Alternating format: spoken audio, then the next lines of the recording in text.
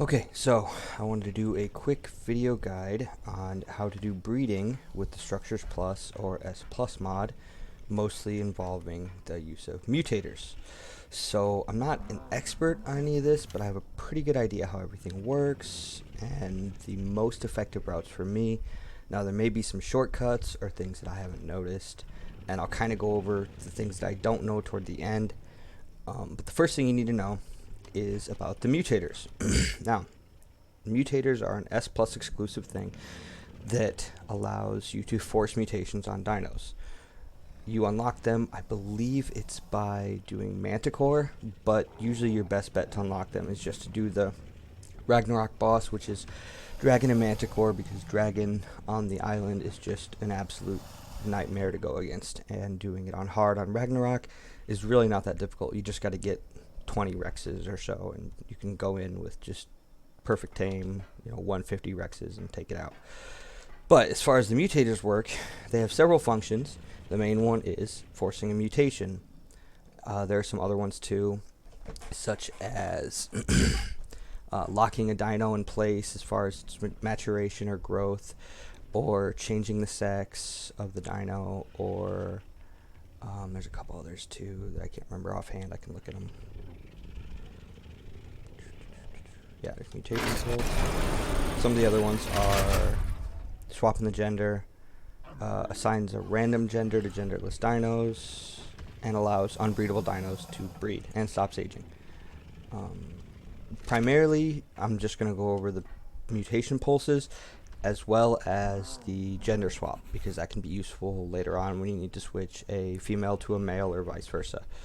Now, to start with, mutators at their default are going to be set to allow 2 mutations maximum and will cost 10 element each, which is quite a bit, and that was changed, I believe, sometime last year.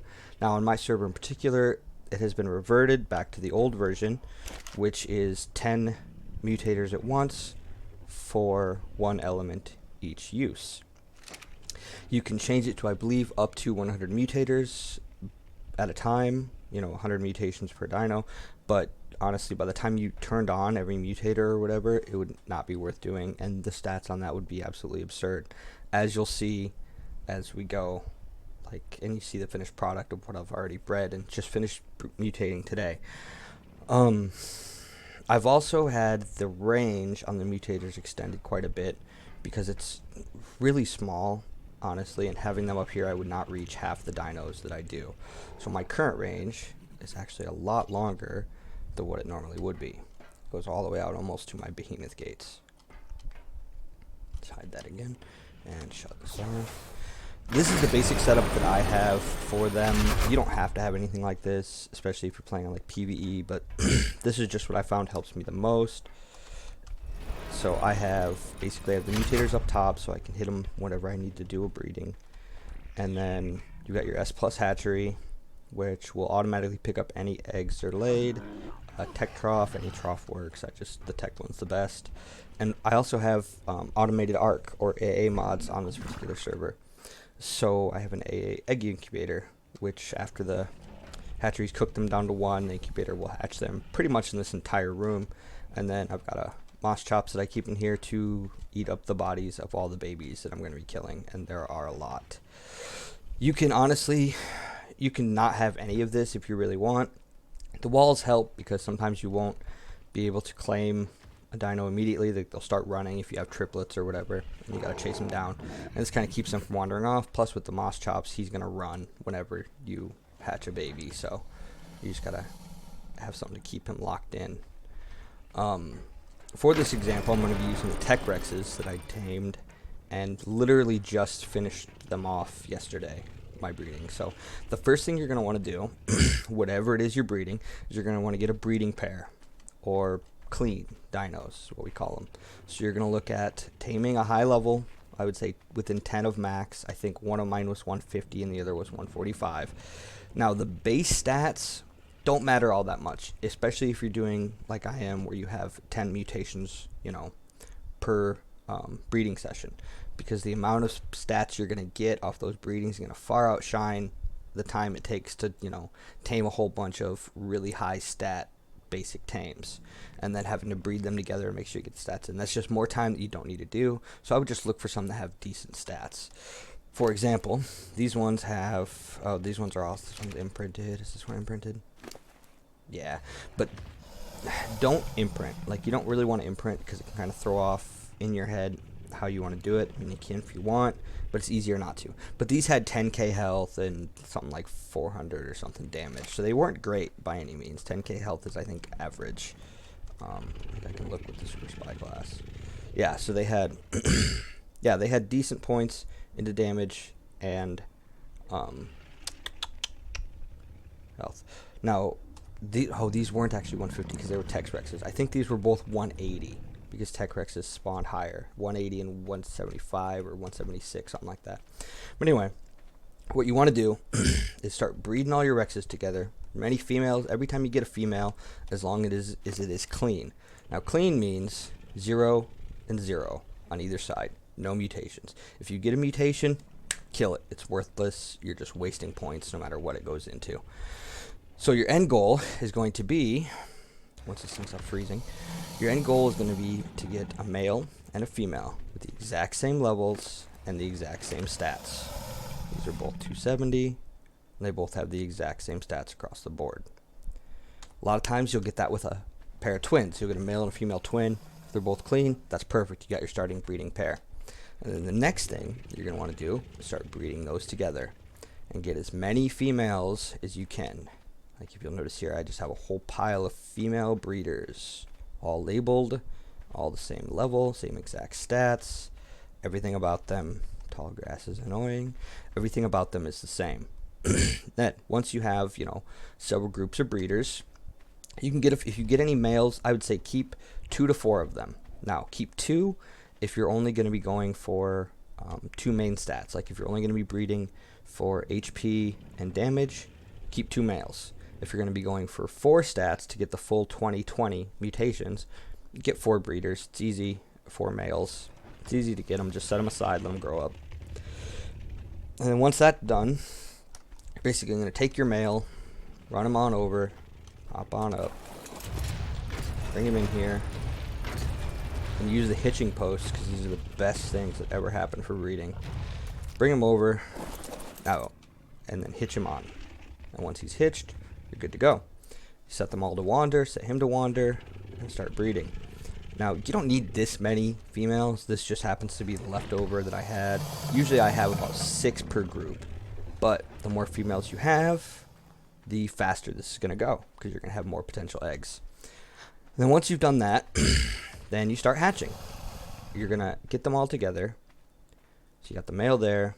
Then you go up, turn on all the mutators, and set the male to wander. Now, the mutator's going to lock them all into place, which doesn't matter anyways because they're, hitched. And then the mutator only works if it's running before you start the breeding. So run them, then come down, turn the male on wander. You can leave the females on wander, and then go to town.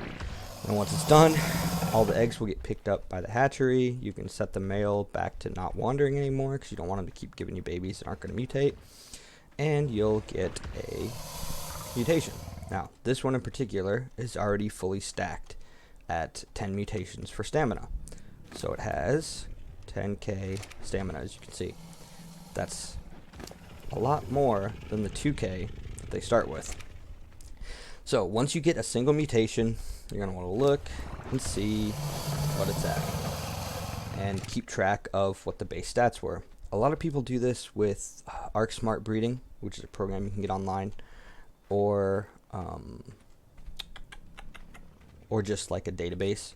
I do it all in my head because just writing all that down, as many dinos as I'm going through in this process, just gives me a headache to try and track it all and takes way too long. I just do it in my head and keep track visually of what's where.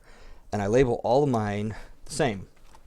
The sex, what their points are for the mutations. In this case, it's 1 on the matrilineal side, 9 on the patrilineal.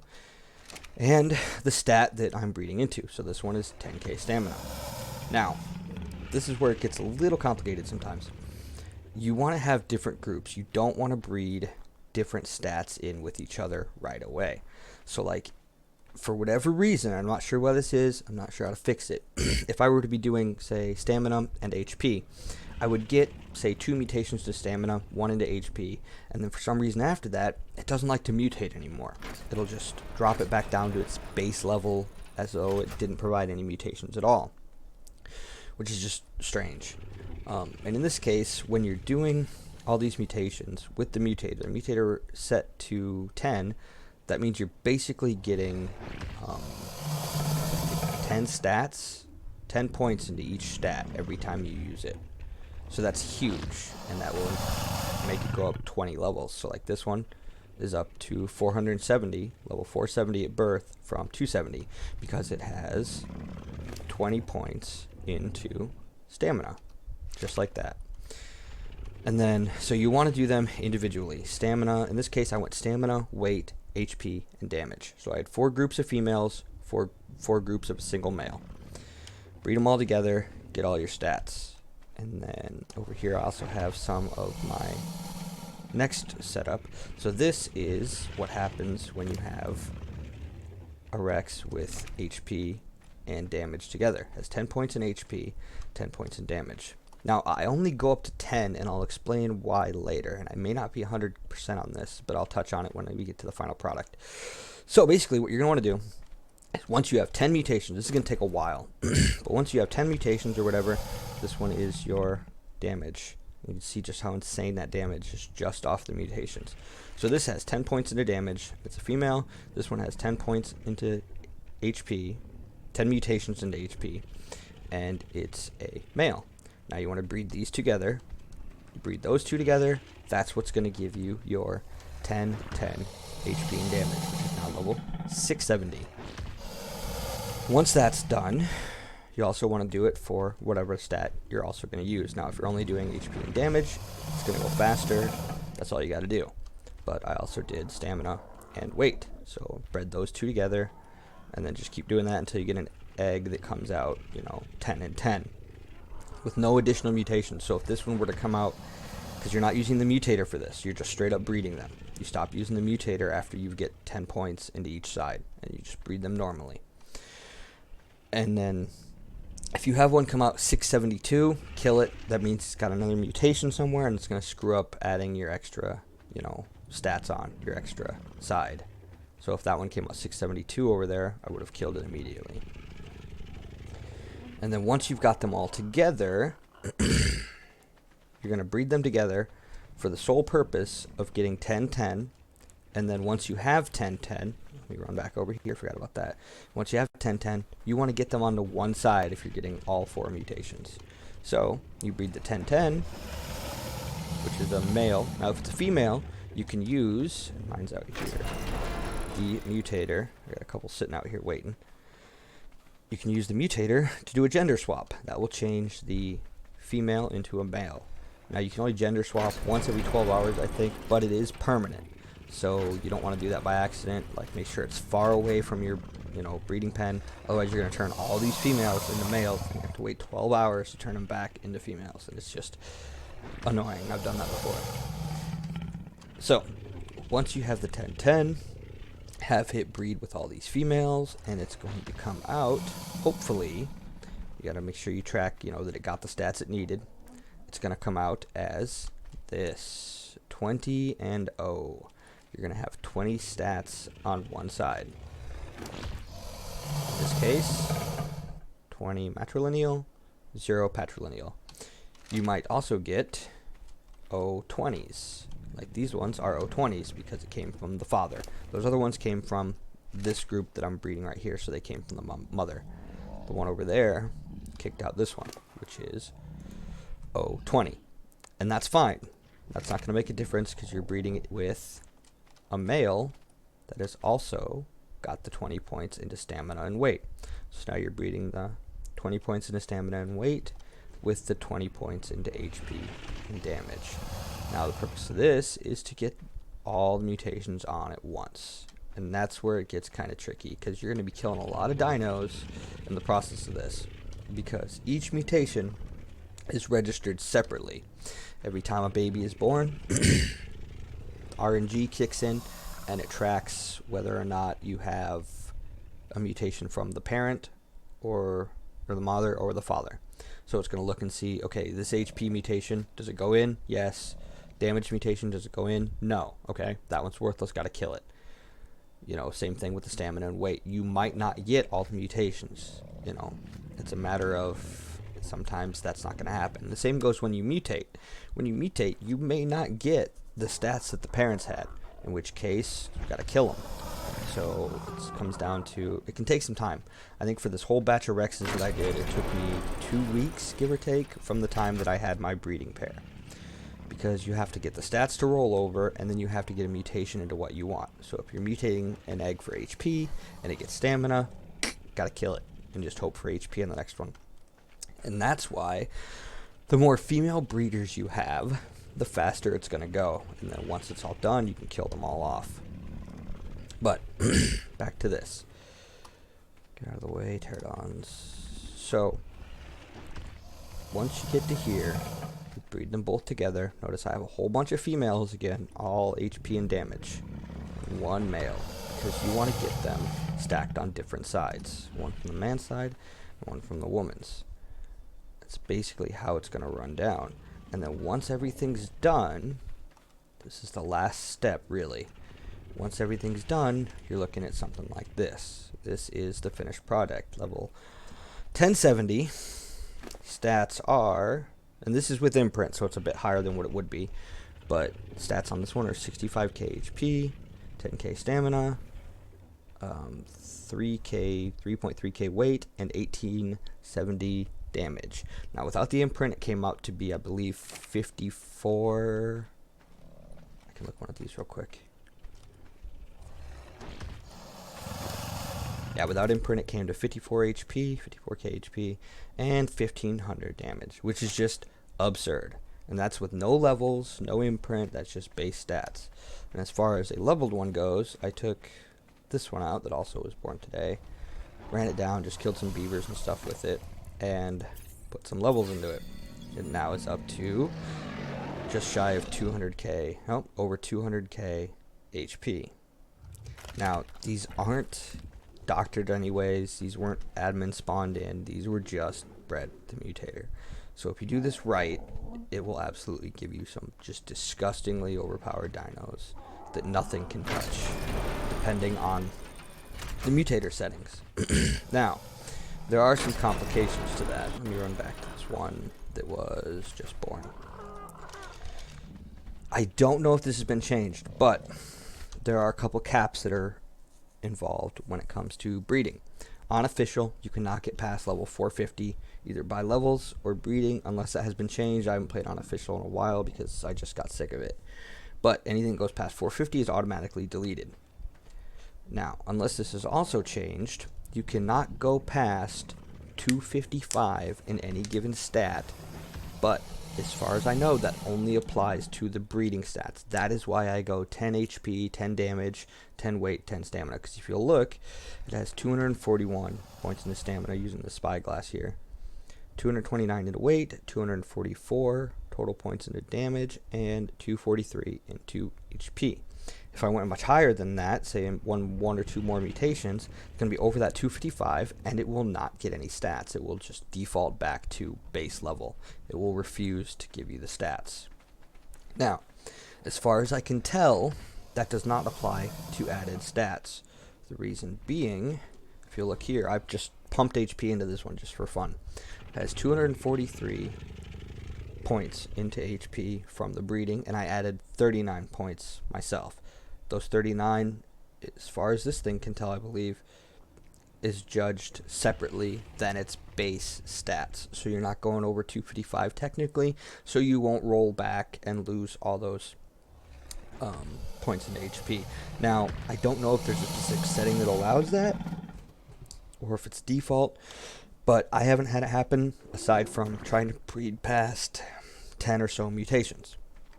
So my rule of thumb is just go for 10. If you're doing it like I'm doing it and you have 10 mutators or whatever, go for 10. And as far as changing those mutators go, you're going to have to do that yourself. In the .ini files, there are guides online to how to do it.